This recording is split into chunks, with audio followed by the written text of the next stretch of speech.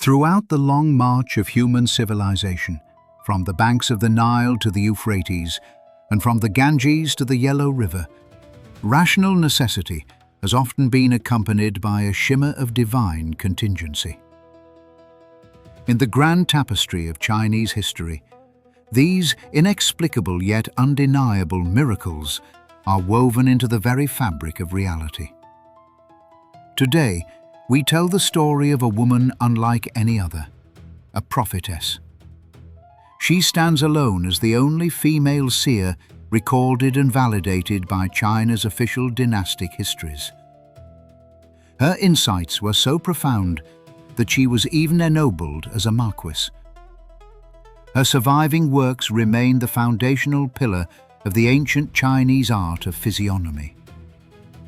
She was once the miracle baby honored by Qin Shi Huang, and later became the imperial foster mother to a Han emperor. But most importantly, official records explicitly document 4 specific prophecies she left behind. They were chillingly accurate, and they fundamentally reshaped the destiny of the early Han Empire. The year was 221 BC, the inaugural year of the Qin Empire's unification of the world.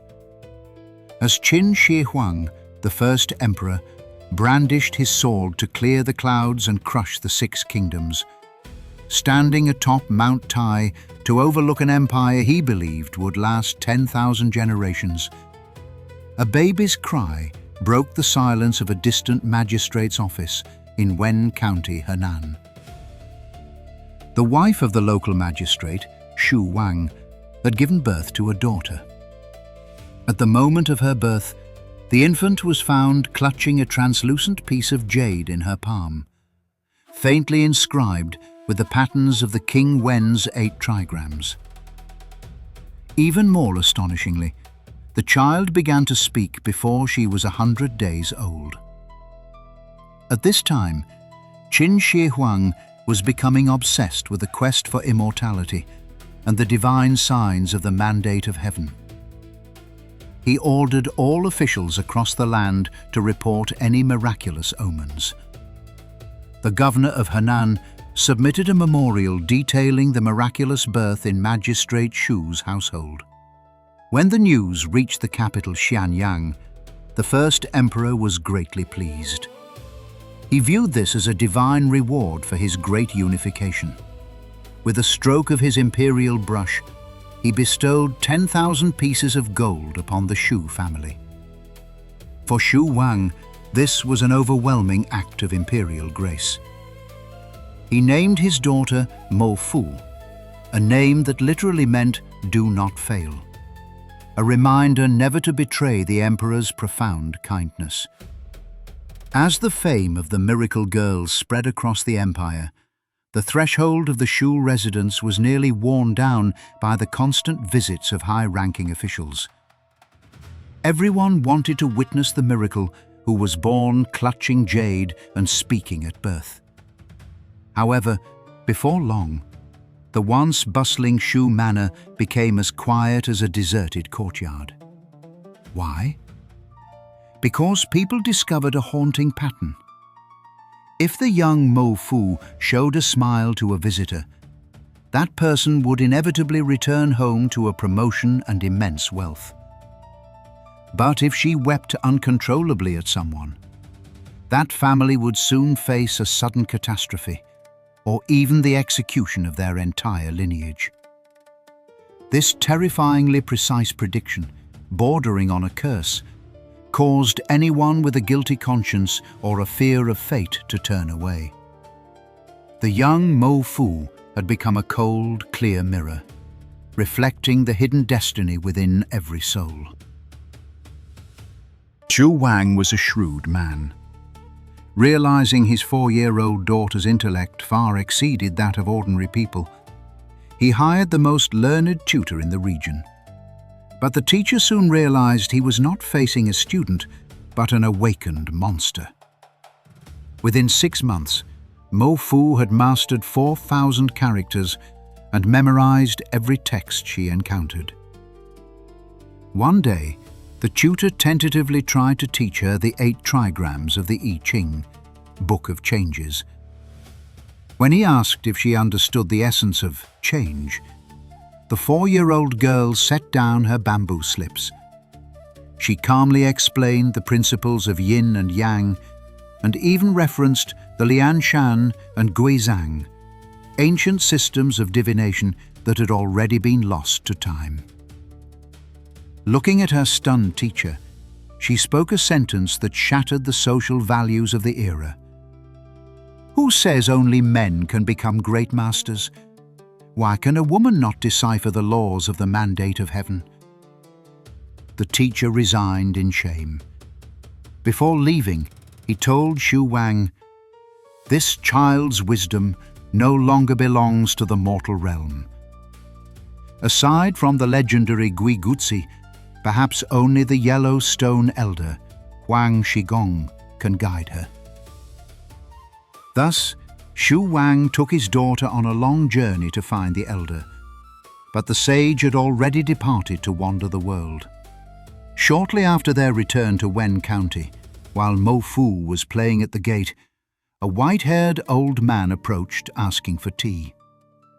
Mo Fu politely went inside to pour water, but when she returned, the old man had vanished into the horizon. On the stone table lay a scroll of ancient yellow silk titled "The Secret Manual of Heart and Form." At that moment, Mo Fu understood. The bond between master and disciple had been sealed in that single cup of tea. From that day on, she closed her doors to the world, immersing herself in the secret arts of reading faces and souls. As the first emperor suddenly died and the tyranny of the second emperor began, she sensed the wheel of the era turning. She personally struck out the character Mo, do not, from her name, renaming herself Xu Fu. From this moment, she was no longer the obedient subject who would not fail the emperor. She was the bearer of destiny, a messenger tasked with weighing the fate of the world. That mysterious old man did not disappear from history. According to the records of the grand historian, Shiji, this same elder later traveled south to Xiapi, where he tested a young nobleman and granted him the art of war by Grand Duke Jiang. That young man was Zhang Liang, the legendary strategist who would help Liu Bang conquer the empire. In 209 BC, a thunderclap of rebellion at Da Zexiang shattered the Qin Empire's dream. The world fell into chaos, and heroes rose from every corner. Facing the shifting tides, Xu Huang hesitated. He summoned his 3 sons and Xu Fu to deliberate. Xu Fu told her father firmly, "The qi of the Qin is exhausted. We must break with the tyrants, recruit men of talent, and wait for the true dragon, the Son of Heaven." Soon after, a seemingly unremarkable rebel army passed through Wen County. The leader was none other than Liu Bang, the future founding emperor of the Han Dynasty. At the time, Liu Bang was wandering with Xiao He, Chao Shen, and Chen Ping, looking for a base. As he approached the walls of Wen County, Xu Fu and her brothers stood atop the ramparts. Looking down, Xu Fu saw a faint purple aura enveloping Liu Bang, a majestic sign of royalty. Though he appeared downtrodden, he possessed the extraordinary bone structure of a hidden dragon ascending from the abyss. Without hesitation, she urged her father to open the gates. She looked Liu Bang in the eye and prophesied, "You shall be the master of this land." Liu Bang was profoundly shaken, and he carved the image of this extraordinary woman into his memory. From then on, the entire Xu family joined Liu Bang's camp, becoming founding contributors to the Han Dynasty. Following Liu Bang's victory over Xiang Yu and the establishment of the Han Dynasty, historical records do not detail every move of the Shu family. However, an indisputable fact remains. After the Han Empire was founded, she was officially ennobled as the Marquis of Mingqi. In an era governed by the strict rule that none but the Liu family shall be kings, and none but the meritorious shall be marquises, for a woman to be granted a marquisate was nearly unheard of. It was not just the pinnacle of Shu Fu's life, but a rare miracle of female participation in high-level politics. Among the few women ennobled at the time, aside from Liu Bang's widowed sister-in-law, there was only Empress Lu's sister and Xiao He's wife. While the details of her prediction for Liu Bang are sparse, the records of the grand historian explicitly document another of her famous prophecies, that Liu Heng would become emperor. And when she made this prediction, Liu Heng had not even been born. During the Chu-Han contention, King Wei Bao took Lady Bo, a woman of the Wei royal house, as his concubine. Lady Bo's mother, seeking a bright future for her daughter, invited Shu Fu to the palace to read her face. After seeing Lady Bo, Shu Fu delivered a world-shaking verdict. She shall give birth to the Son of Heaven. In the political climate of the time, this sentence was explosive. King Wei Bao's logic was direct. If Lady Bo was to give birth to the Son of Heaven, and he was her husband, then he must be the father of that future ruler, and thus the future master of the world. Based on this flawed premise, Wei Bao made a reckless decision. He betrayed Liu Bang, attempting to remain neutral between the Liu and Xiang factions to wait for his moment. Wei Bao's tragedy lay in underestimating the diverse ways in which fate manifests. From the logic of physiognomy, Shu Fu was predicting Lady Bo's future as a vessel, not Wei Bao's future as the father. In 205 BC, Liu Bang sent Han Xin to launch a surprise attack on the kingdom of Wei. Wei Bao was captured, and Lady Bo was sent to the Han Palace as a laborer in the weaving rooms. Here, history revealed its dramatic flair. During an inspection of the weaving rooms, Liu Bang noticed Lady Bo's beauty and summoned her to his harem. After being neglected for a time, Lady Bo was finally presented to the emperor through the recommendation of her friends. According to the Shiji, on the night she was summoned, Lady Bo told the emperor she had dreamed of a blue dragon resting on her belly. Liu Bang rejoiced, saying, "This is a sign of nobility." From that single night, she became pregnant and gave birth to Liu Heng, who would later become Emperor Wen of Han. Shu Fu's prophecy for Lady Bo was granted sacred political significance after Emperor Wen ascended the throne. Emperor Wen was not Liu Bang's eldest son, and his mother's status was not prominent.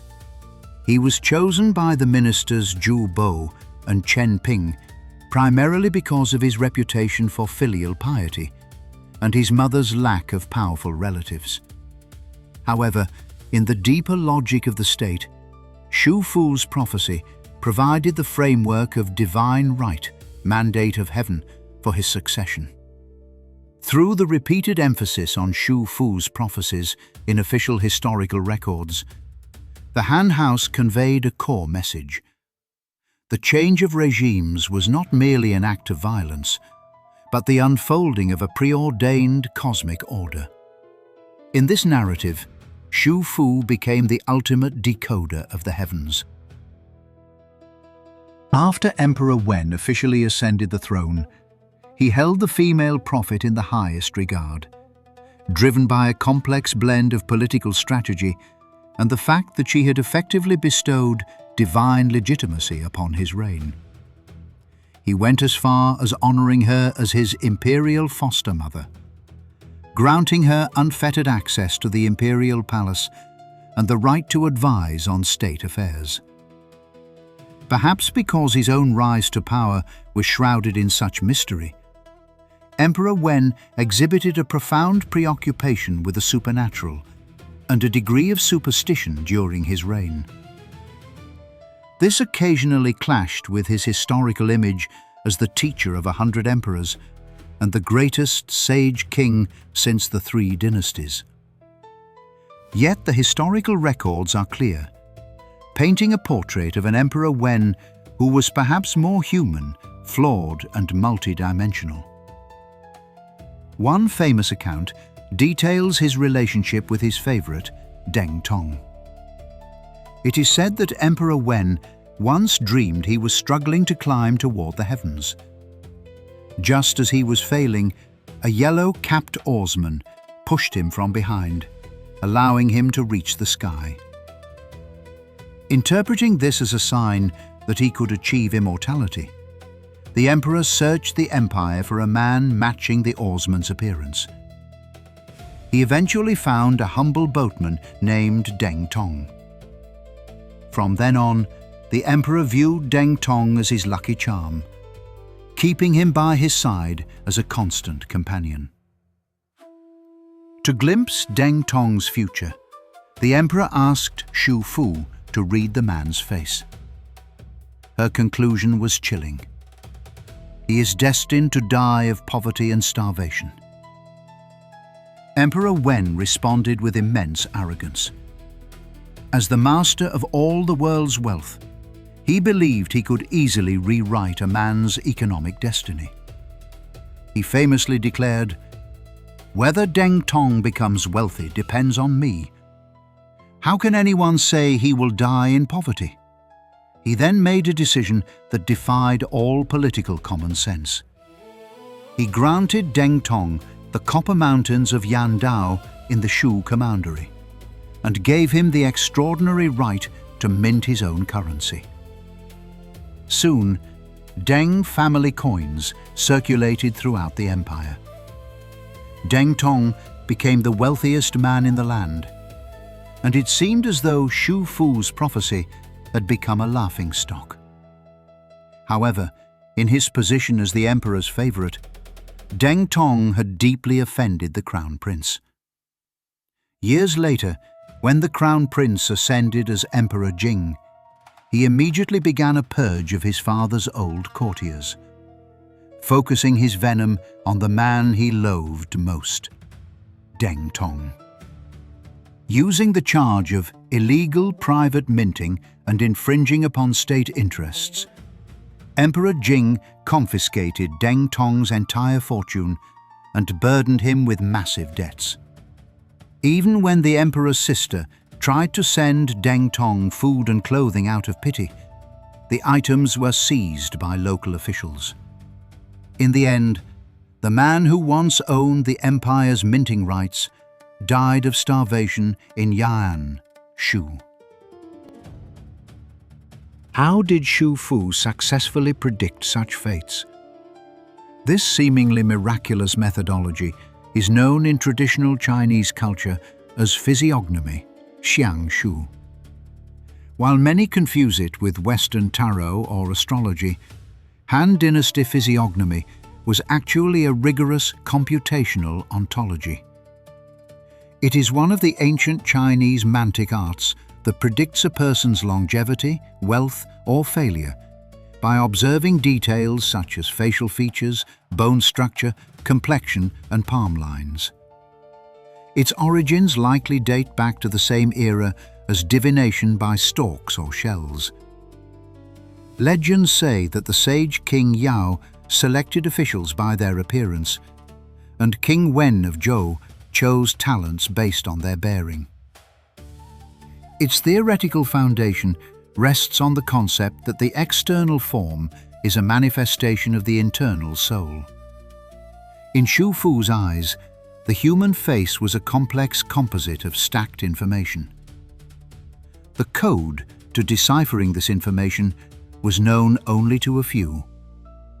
To her, the face was not mere flesh, but an isomorphism of the 5 sacred mountains and the 5 planets. The nose was Saturn and the central peak. The eyes were the sun and moon. The mouth was Mercury. There is a fascinating contrast here. In ancient Greece, if you consulted the Pythia at the Temple of Delphi, you received an agent-driven prophecy. The oracle came from the whispers of Apollo, a subjective intervention by a deity often filled with unpredictable malice or trickery.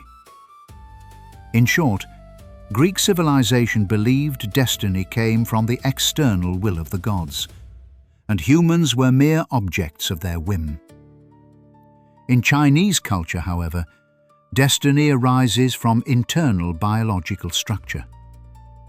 The body is the universe in miniature, and Xu Fu was merely a skilled reader of that system. She did not listen to the whispers of gods. She observed qi, vital energy, and li, underlying logic. To her, a person's bone structure and complexion formed a public algorithmic system. This distinction defined Xu Fu's status in Han politics as an expert rather than a priestess. She did not provide oracles. She provided risk assessment reports. This streak of empiricism was a hallmark of the intellectual spirit of the early Han. If modern tarot uses the 22 major arcana to map Jungian collective unconsciousness and the hero's journey, then Xu Fu's physiognomy etched these archetypes directly onto the human face. A broad forehead was a metaphor for wisdom, while downward lines at the mouth were the code of scarcity. In her worldview, the body is the cosmos, and the face is the script. Was Xu Fu a real person or a myth? Was her foresight a form of logic-driven AI reasoning, or a post-facto exaggeration tailored to Emperor Wen's political needs? It is said that after witnessing the rise and fall of 3 generations of emperors and countless ministers, Xu Fu requested to retire at the age of 50. She knew that the highest realm of a prophet is not to interfere with fate, but to align with the seasons of heaven. With a deep insight into history, she secluded herself in the Shangluo Mountains. There she put down the hands that had moved the pieces of the world and picked up a pen to write. She compiled her life's knowledge into the Physiognomy of Xu Fu. At the age of 84, during a quiet sunset over the mountains, she closed her eyes for the last time. The absolute truth may remain elusive, but history reveals itself in fragments. In the year 1900, 2 millennia after her time, a hidden library was discovered in the Dunhuang caves of northwest China. Among the vast collection of documents from the 4th to 11th centuries was a manual titled Physiognomy, likely compiled during the northern and southern dynasties. While the book featured 13 authors, the very first name on the list was Xu Fu, and the text repeatedly emphasized that its theories were inherited and developed from her original work. This remains the earliest physical evidence of Xu Fu's existence and the origins of her art. Furthermore, throughout the Jin, Tang, and Song dynasties, physiognomy flourished in both the imperial courts and among the common people. Numerous records show that manuals and charts bearing her name were widely used, a fact documented by many poets and scholars in their writings. While the mystery of Xu Fu continues to be refined by historical discovery, let us return to her 3 famous prophecies. The ascension of Emperor Wen and the death of Deng Tong were the first 2. What was the third? The year was 169 BC. Zhou Bo, the founding hero who had placed Emperor Wen on the throne, passed away in a state of constant anxiety. The punishment he had feared from the emperor never came. Emperor Wen arranged his funeral with full honors and passed the title of Marquis of Jiang to Zhou Bo's eldest son, Zhou Shengji. To further bind the family to the throne, the emperor gave his daughter in marriage to Shengji. Meanwhile, Zhou Bo's second son was appointed governor of Henan. Thrilled by his new post, he heard that Xu Fu had arrived in the region and immediately invited her to his residence for a reading. Xu Fu gazed at him for a long time before saying, "Your physiognomy is noble. In 3 years, you will be ennobled as a marquis. 8 years after that, you will become chancellor, holding supreme power. However, 9 years from that moment, you will die of starvation." The son laughed, thinking Xu Fu was prone to hyperbole. "I will never be a marquis," he argued. "My elder brother has already inherited my father's title. Even if he dies, it passes to his son, not me. And to say I will starve is impossible. If I am to be so noble and powerful, how could I ever lack food?" Xu Fu did not argue or offer further explanation. She simply said, "I only state what I see in your features. As for the process and the reasons, even I cannot know them." 3 years later, the eldest son, Zhou Shengji, was convicted of murder. His marriage to the emperor's daughter had also soured. Emperor Wen stripped him of his title and transferred the marquisate to his younger brother. That brother, the governor of Henan, was Zhou Yafu.